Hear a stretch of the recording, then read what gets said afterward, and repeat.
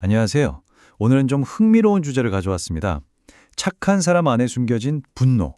성경 인물 요나를 통해서 우리 마음속 깊은 곳을 한번 들여다볼까 합니다. 여러분, 혹시 이런 경험 없으세요? 나는 분명히 맞는데 내가 잘못한 것도 하나 없는데 이상하게 속에서 화가 부글부글 끓는 거예요. 나중엔 막 화를 내고 있는 내 자신이 너무 싫어지기까지 하고요. 자, 바로 이 지점에서 오늘 이야기를 한번 시작해 보려고 합니다. 자, 첫 번째 파트. 착한 사람의 분노입니다. 우리가 이 억눌린 감정이라는 걸 왜 주목해야 할까요? 정신분석학의 아버지 프로이트가 이런 말을 했죠. 억압된 감정은 사라지지 않는다. 다른 모습으로 나타날 뿐이다. 그러니까 감정을 그냥 꾹꾹 누른다고 해서 그게 뭐 공기 중으로 뿅 하고 사라지는 게 아니라는 거예요. 전혀 예상치 못한 모습으로 우리 삶에 불쑥 튀어나온다는 거죠. 이거 되게 쉬운 비유가 있어요. 생각해보세요. 뚜껑 꽉 닫아놓은 냄비를 계속 가열하면 어떻게 될까요? 뻔하죠. 언젠가는 펑 하고 폭발하고 말 겁니다. 우리 감정도 진짜 똑같아요. 아니야, 난 괜찮아. 이 정도는 아무렇지도 않아 하면서 덮어두잖아요.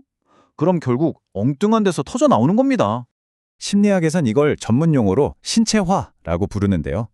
말 그대로 마음이 처리하지 못한 감정 찌꺼기들이 뭐 이유도 모르는 두통이라던가 계속되는 소화불량 같은 몸의 증상으로 나타나는 거예요. 그러니까 보세요. 진짜 문제는 감정 그 자체가 아니에요. 그 감정을 아니야, 나 이런 감정 느끼면 안 돼 하고 인정하지 않으려는 바로 그 태도에 있는 겁니다. 자, 그럼 이제 본격적으로 오늘 이야기의 주인공 요나를 만나보겠습니다. 우리가 보통 생각하는 그런 단순한 불순종자가 아니고요. 도저히 감당할 수 없는 감정에 완전히 압도돼버린 한 사람. 바로 그 관점으로 한번 들여다볼게요. 우리가 보통 요나 하면 뭘 떠올리죠? 그냥 신의 명령을 어기고 도망친 선지자. 딱 이 정도로만 생각하잖아요. 근데 이걸 심리적인 관점에서 보면 얘기가 좀 달라져요. 이건 불순종의 문제가 아니라 감정적으로 오버로드가 걸린 거예요. 감당이 안 됐던 거죠. 이게 오늘 우리가 요나를 분석하는 가장 중요한 출발점입니다. 자, 그럼 신이 요나에게 내린 명령이 뭐였냐? 바로 그의 적국 아시리아의 수도인 니느웨로 가라는 거였어요. 니느웨가 어떤 곳이냐면요.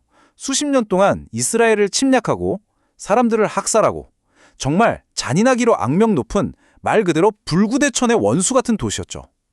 요나 입장에서 생각해보면 아니 저런 놈들은 용서하면 안 되지. 자비를 베풀 가치가 일절 없는 그런 대상이었던 겁니다. 자, 그럼 이제 요나의 마음속으로 한 번 더 깊이 들어가 볼까요? 대체 왜 그런 선택을 했는지 심리적으로 분석해 보겠습니다. 요나의 마음을 딱 지배하고 있던 첫 번째 심리 기제, 바로 흑백 논리 사고입니다. 이건 뭐냐면 세상을 딱 흑 아니면 백, 선 아니면 악, 옳은 것 아니면 틀린 것 이렇게 둘로만 나누는 거예요. 그의 논리는 아주 간단 명료했어요. 니네웨는 악한 놈들이다. 악한 놈들은 벌을 받아야 한다. 끝. 이 완벽하게 닫힌 논리회로 안에는 용서나 자비 같은 변수가 끼어들 틈이 1mm도 없었던 거죠. 근데 여기서 진짜 재미있는 포인트가 있어요. 이런 흑백 논리가 뭘 하냐면 우리 안에 있는 분노를 정의감이라는 아주 그럴싸한 이름으로 포장해 준다는 겁니다. 이건 내가 화내는 게 아니야. 이건 정의를 실현하는 거야. 라고 생각하는 순간 우리는 자기 감정을 돌아볼 필요 자체를 못 느끼게 되는 거죠. 왜? 나는 옳은 일을 하고 있으니까요. 자, 이렇게 감당할 수 없는 명령 앞에서 요나는 어떤 반응을 보였을까요? 보통 심리학에서는 인간이 엄청난 스트레스 상황에 딱 부딪히면 둘 중 하나를 선택한다고 해요. 맞서 싸우거나 아니면 도망치거나. 요나의 선택은 뭐였죠? 바로 도망이었습니다. 근데 여기서 진짜 중요한 건 이게 그냥 뭐 겁이 많아서, 나약해서 혹은 불순종해서가 아니라는 거예요. 내가 그토록 증오하는 대상에게 가서 용서를 선포해야 한다니 이 상황 자체가 요나에게는 감정적으로 도저히 처리할 수 없는 과부하가 걸린 상태였던 겁니다. 그래서 피할 수밖에 없었던 거죠. 자, 이야기는 우여곡절 끝에 요나가 결국 니느웨에 가서 신의 심판을 외치는 장면으로 이어집니다. 그런데 바로 여기서 진짜 아무도 예상 못한 대반전이 일어나요. 글쎄, 니느웨의 왕부터 시작해서 모든 백성이 진심으로 회개하기 시작한 거예요. 와, 보통 이야기라면 여기서 그래서 모두 행복하게 살았답니다 하고 끝나야 맞잖아요? 악한 도시가 뉘우치고 멸망을 피했으니까요. 얼마나 완벽한 해피엔딩이에요, 그렇죠? 그런데 바로 그 순간 요나는 어떻게 반응했을까요? 그는요, 막 화를 내면서 신에게 소리쳐요. 차라리 저를 죽여주십시오라고요. 아니, 도시 전체가 살게 됐는데 자기는 죽겠답니다. 이게 말이 되나요? 이게 바로 그동안 꾹꾹 눌러왔던 감정이 터져나오는 순간인 거예요. 아니, 왜 저 악한 놈들이 용서를 받아야 해? 라는 그 분노가 결국 자기 자신을 향한 절망으로 폭발해버린 거죠. 자, 그럼 이 폭발적인 분노 앞에서 신은 어떻게 반응했을까요?